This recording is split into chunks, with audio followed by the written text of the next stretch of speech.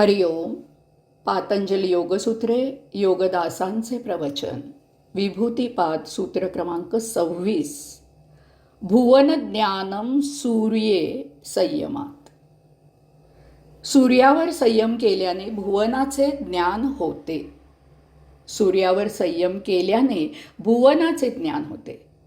भुवन म्हणजे त्रिभुवन, म्हणजे आपली पृथ्वी. भू म्हणजे पृथ्वीचा पृष्ठभाग, भुव म्हणजे अंतराळ, स्व म्हणजे स्वर्ग, पृथ्वीचा सर्वात वरचा भाग. ही तीन मिळून आपली पृथ्वी होते.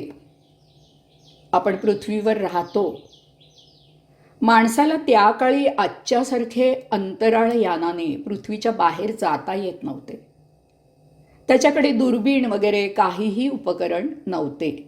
त्यामुळे पृथ्वीचे ज्ञान सूर्याच्या निरीक्षणानेच आपल्या ऋषींनी ज्ञात करून घेतले. ते आजच्या प्रगत विज्ञानालाही मान्य असेच आहे. हे ज्ञान त्यांनी कित्येक हजारो वर्षांपूर्वी मिळवलेले आहे, हे लक्षात घ्यावे. त्या काळी आजच्यासारखी काहीही उपकरणे उपलब्ध नव्हती. केवळ ज्ञानेंद्रियांच्या निरीक्षणांवरून ते अचूक अनुमान काढत होते. योग विद्येने त्यांना प्रज्ञा प्राप्त झालेली होती. उदाहरणार्थ, 6 महिने सूर्य दक्षिण गोलार्धात आणि 6 महिने सूर्य उत्तर गोलार्धात असा प्रवास करतो.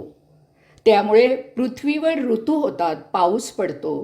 पृथ्वीच्या प्रदक्षिणेमुळे दिवस रात्र होतात, प्राणवायू निर्माण होतो, सजीव सृष्टी जगू शकते, उष्णता निर्माण होते.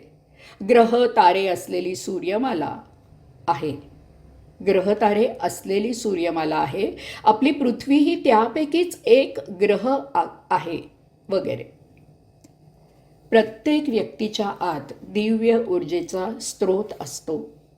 ही दिव्य ऊर्जा चेतना म्हणजेच आपण आहोत. या दिव्य चेतनेचा योग साधनेने प्रत्यय घ्यावा. ही दिव्य शक्ती कुंडलिनी या नावाने ओळखली जाते. ती जागृत करायला योगगुरूंकडे शिकावे.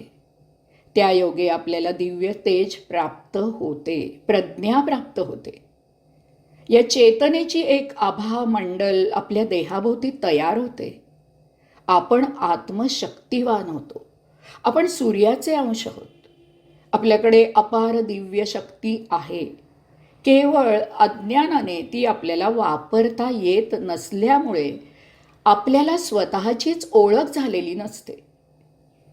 योग साधनेने स्वतःची ओळख करून घ्यावी.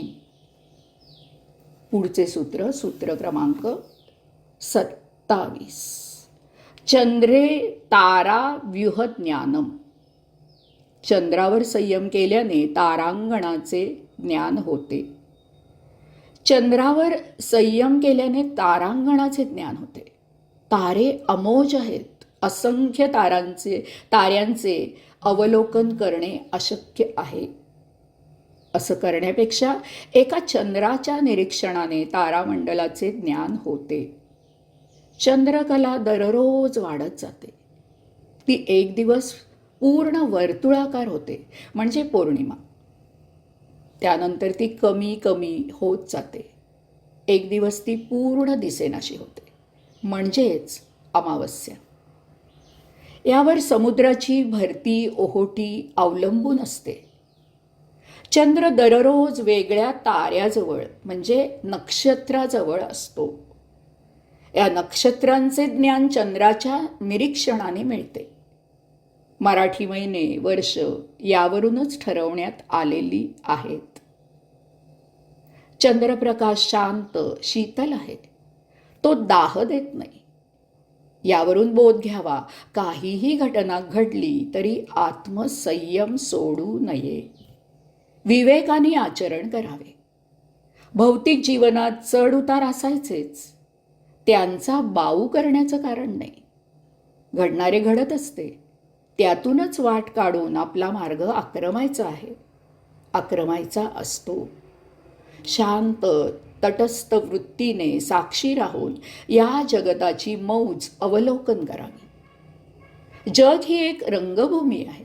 त्यात आपण एक पात्र आहोत. जगाला बदलायला शिकवायला जाऊ नये. त्याचा काहीही उपयोग होत नसतो. मधल्यामध्ये आपले तेवढे हसे होते. त्यापेक्षा चांदणे शिंपीत जगावे. त्यापेक्षा चांदणे शिंपीत जगावे. पुढचं सूत्र क्रमांक 28. ध्रुवे तद गतिज्ञानम. ध्रुव नक्षत्रावर संयम केला असता त्याच्या गतीचे ज्ञान होते. ध्रुव नक्षत्रावर संयम केला असता त्याच्या गतीचे ज्ञान होते. ध्रुव तारा स्थिर अढळ असल्यासारखा भासतो. ध्रुव तारा स्थिर आणि अढळ असल्यासारखा भासतो, परंतु प्रत्यक्षात तसा तो नसतो. तो उत्तरेला असल्यामुळे आणि तो पृथ्वीच्या आसाभोवती फिरत असल्यामुळे तसे वाटते. परंतु पृथ्वीचा आससुद्धा फिरत असतो, म्हणजेच ध्रुव तारासुद्धा फिरत असतो. त्याला एक फेरा पूर्ण करायला 26,000 वर्षे लागतात. ध्रुव ताऱ्याचे निरीक्षण केल्याने इतर ताऱ्यांच्या हालचालींचे ज्ञान होते. ध्रुव तारा आढळ आहे असे आपण मानतो. तो स्थित आहे. वास्तविक आपणही असेच स्थित आहोत, परंतु हे आपण लक्षात घेत नाही. यामुळेच आपण आपला साक्षीभाव सोडून प्रत्येक बाबतीत ढवळाढवळ करून भोग निर्माण करत असतो. खरं पाहता हा आपला स्थायी स्वभाव नाही. प्रत्येक क्षणी आपली व्यापारी वृत्तीने एकाचे